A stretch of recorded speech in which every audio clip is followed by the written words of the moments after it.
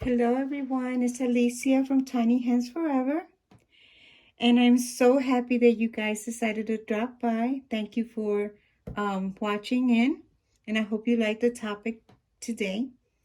I'm coming on as an artist. I know that I just started collecting, and that's been so much fun. It's given me the opportunity to also evaluate my babies because now I get to hold them, check out how long the varnish is holding up. I can also check to see how the waiting material, how it's reacting. Is it the way I want it to feel? And I've been looking at some of the different glass beads that there is out there. And I decided to use certain ones for certain areas, and I'll tell you why. For the most part, glass beads are not something that you're going to find um, anywhere at any price. They pretty much very pricey.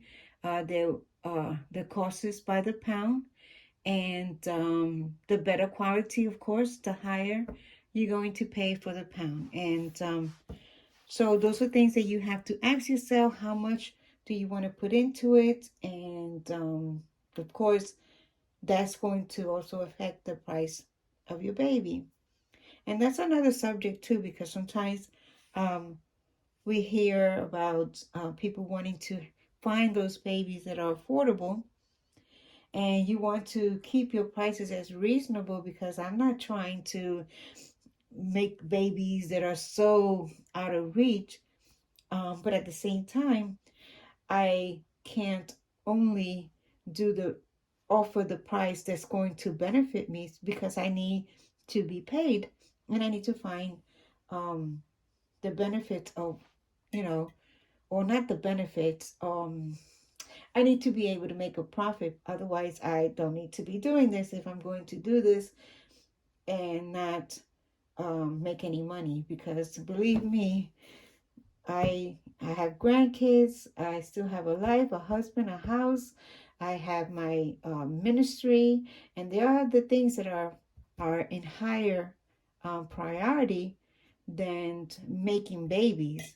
And as much as I like the art, I still want to be paid for what I'm doing, and that's something that a lot of times it's hard for people to understand when they go to buy a baby. They like the baby or they're in love with it, but then there's sticker shock for the price, and not really recognizing that a lot of times it's the supplies and the time and the labor that goes into this baby, not to mention that it's one of a kind. No one else is going to have that baby, at least not any of my babies, because I cannot duplicate my babies. I paint um, as I go, and each baby, I don't write anything down. Each baby just have his own, it takes its own shape, and I try new things and I experiment, because that's one of the things that I want to do, is always continue to grow. I've had plenty of boo-boo babies.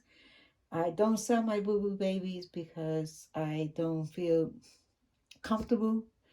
So believe me, in my first few years, I had more dolls that I just wind up tossing aside than I started selling. And but as of course, as you progress and as you continue to grow, then you start to feel better about yourself and about the quality of work that you're producing. But you never really reach that point that you feel you're done. Okay, I reached my level. At least not for me, and most of the artist friends that I have, they all feel the same way. They want to continue to grow. They want to keep learning. They enjoy the art. There's things that you like, there's things that you don't, but the end result, when you see that baby and you put it together, it's a beautiful feeling, especially when you bring that baby to a new mommy, or they purchase your baby and they are so in love and they're so happy, and you feel a sense of joy as well. But anyway, to go on to my topic is what I wanted to do today and touch on the base of glass beads. I'm sorry, I started to yawn. I wanted to show what I like to use. I don't like to double up um, the what I put in, the beads that I put in into the stockings. I don't like to double up the stockings, but I want um, it for the beads that I'm using in there not to um, fall through like some of the finer uh, glass beads. So I tend to go with this size right here. As you can see, you can see the roundness of the beads, and that's what I like because it's not gonna seep through the stocking. So that's what I usually tend to use for the body. And sometimes when I can't find that particular one, I will be okay using this one right here.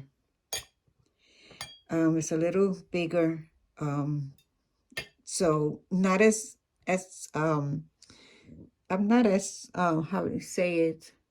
Um, it's not my preference, but I will use it as long as it doesn't sip through the stockings.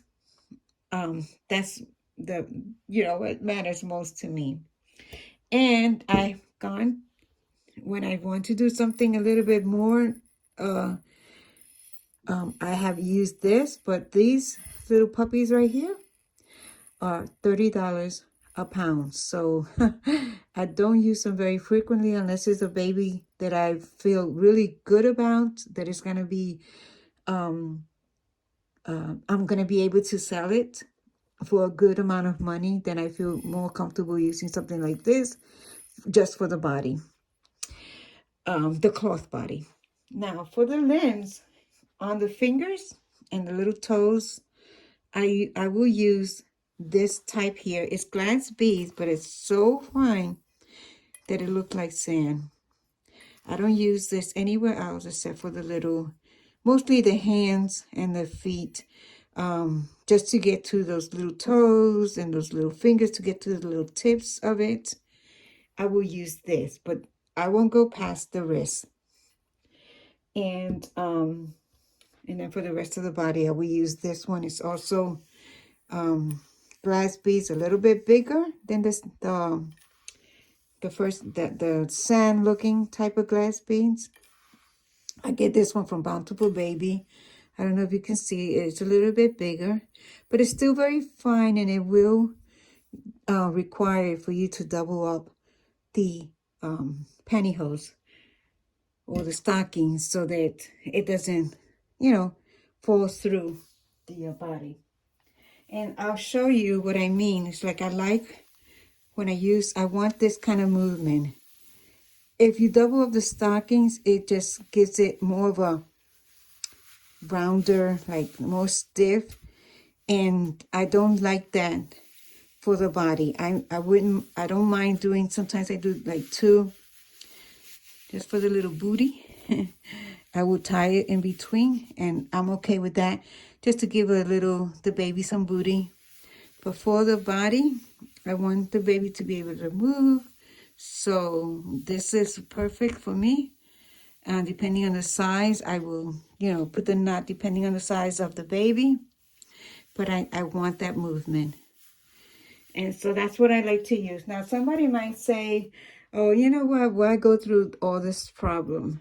Why are you going through all this trouble of finding different types of glass beads? Just get one. It's good enough. You're being extra. And that may be true. But this is what I feel comfortable with. I want to be able to offer what makes me feel good, that I'm offering something that is of good value. And I tell you one of the examples that I like to follow, and that is the example that my husband set at one point. My husband has his own painting company, and he worked for this company for maybe 20 or more years. And of course, they were looking for ways to get painters to come in at a lower cost. They just thought my husband's pricing was a little bit too expensive. They really needed to bring the numbers down for the people in that are higher above them. They want to see how they uh, managing things and not costing or spending too much money. So out of nowhere, even though my husband worked for these people for so many years, it was the bottom line price. So they decided to cut him off. They got a quote from a different painting company, which was their price was like, my husband was just not going to be able to compete with that. He just felt like in order for him to bring his prices to beat that company, he would have to offer them a lower product as far as the type of painting that he would be using. And he just was not going to lower his standard. He just said, whatever, I will make it in other ways. I'll figure this out, but I'm not going to cheapen, or I don't know if cheapen is the right word, but I'm not just going to change who I am and the way I do things, my method, just in order to keep this contract. So they went ahead with the lower price bid, and which is natural. Most people will do that, but sometimes you find out that going with the lowest price is not always necessarily the best thing to do. And that was true when it came to this company. Now, they advertise their apartments to be luxury apartments, and they charge quite a bit of money. And so the people that would rent these apartments, they expected to see the value of what they were paying for.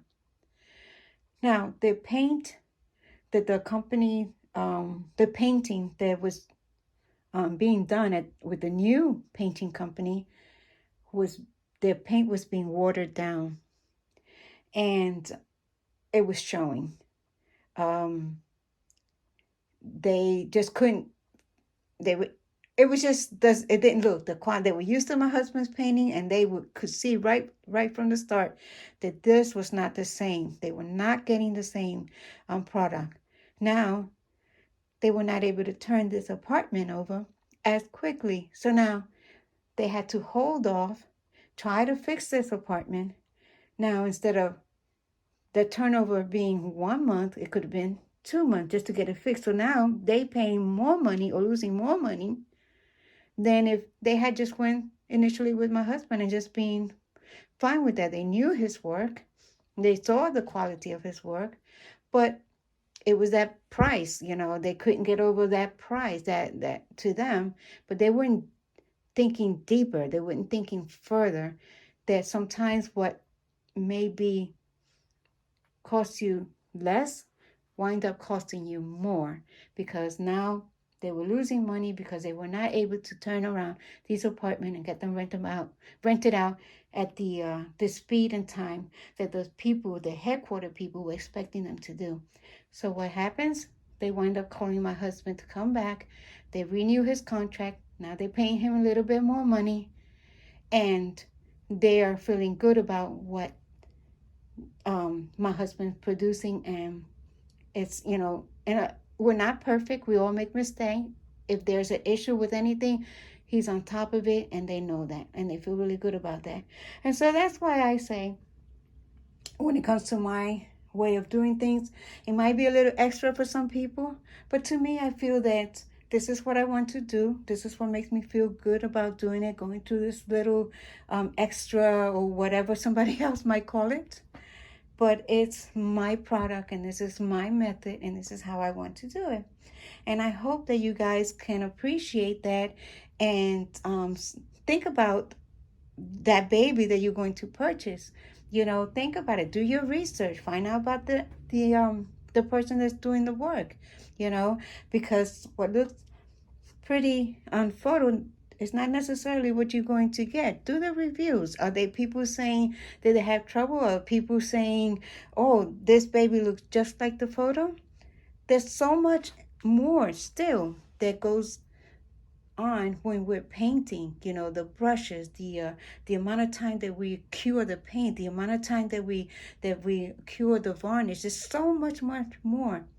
And are we trying to get babies out really rapidly, trying to make money? Or is this an art for us? Is there something that we want to produce because we love it, and we want that person who received one of our baby or my baby to be just as happy as when I created the baby? And so, yep, so that's my topic today. If you guys appreciate it and enjoyed it, please give me a thumbs up. Please hit that notification bell. Like I said, I'm not as frequent, but if you hit that notification bell, you will know when I put a video up. So I would love to hear what you guys have to say. Do you guys have a better method of doing putting babies together? I'm still working on the polyfill. I love the one from Bountiful Baby, but it's so messy.